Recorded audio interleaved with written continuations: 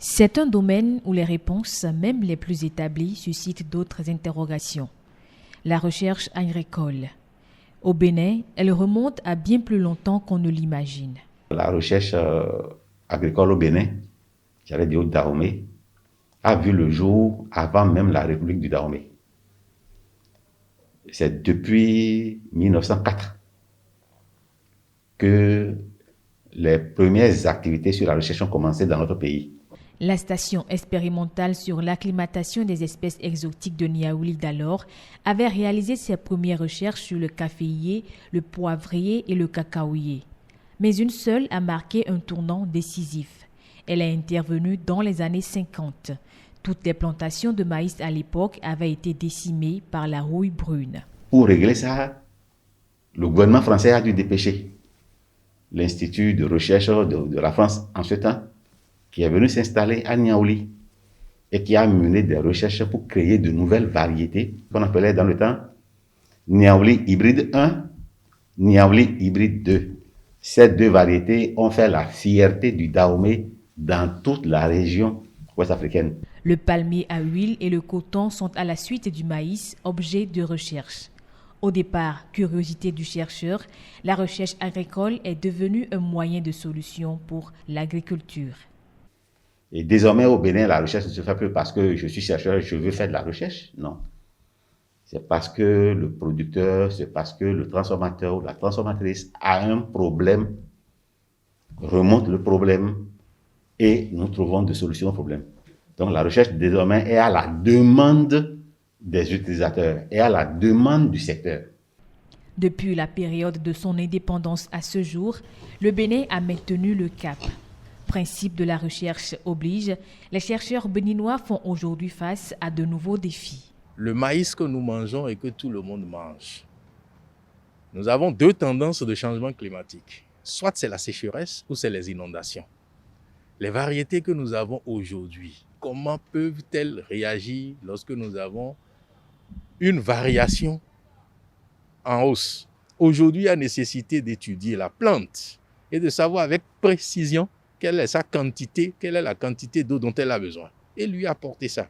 Voilà des défis que je pense sont importants. L'Université nationale d'agriculture s'érige désormais au Bénin comme un début de réponse. Autrefois limitées aux simples facultés, les formations dans le domaine agricole sont maintenant élargies. Notre contribution première, c'est la formation. La formation des cadres de qualité, la formation des chercheurs même, dont nous faisons en plus de la recherche. C'est pourquoi dans les universités, on parle d'enseignants-chercheurs. Donc, mais nous, on est dans le domaine agricole. Nous ne faisons pas, ou nous faisons très peu de la recherche fondamentale. Nous faisons de la recherche appliquée à l'agriculture. Dans son plan stratégique, l'université s'appuie sur 9 axes de recherche. Entre autres, la production végétale et semencière des milieux tropicaux, l'horticulture et l'aménagement des espaces verts, le machinisme agricole, infrastructures rurales et équipements agricoles et la vulgarisation et conseils agricoles. Je suis heureux de dire que le Bénin est le premier pays de l'Afrique de l'Ouest à créer une école de vulgarisation. Afrique de l'Ouest francophone, bien entendu. Dans les pays anglophones, il y en a. Ça voudra dire que nous n'avons pas souvent vu la vulgarisation agricole comme une formation professionnelle. Et cet effort a été fait par le Bénin et c'est louable. Pourvoir à la formation dans le domaine de la recherche agricole est un pas, mais il reste aussi et surtout à promouvoir la recherche agricole et renforcer l'existant.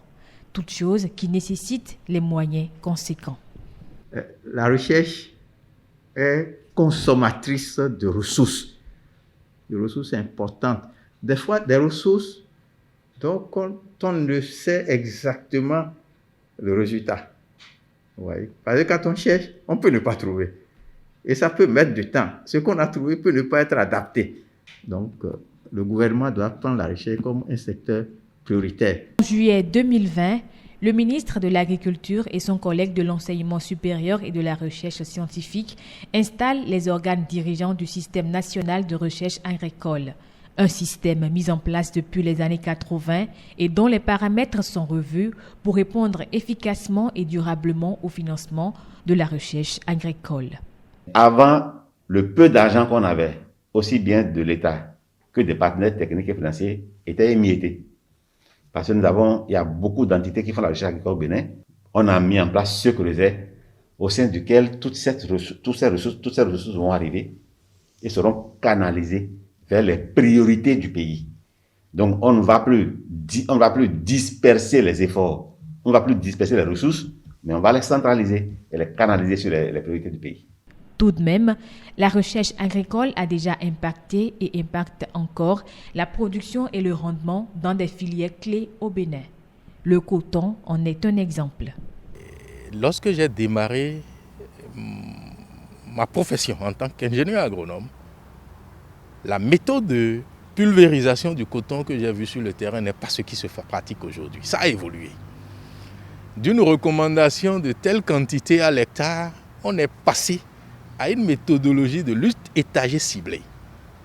On apprend au producteur à regarder, à observer le parasite qui est dans son champ, à déterminer le dégât causé par le parasite et à décider de quel type de traitement il faut faire. Ça, c'est des applications de la recherche au traitement du cotonnier. Et ça, c'est un élément important. Au regard de tout ceci, les acteurs sont unanimes sur la question. La recherche agricole a de l'avenir au Bénin.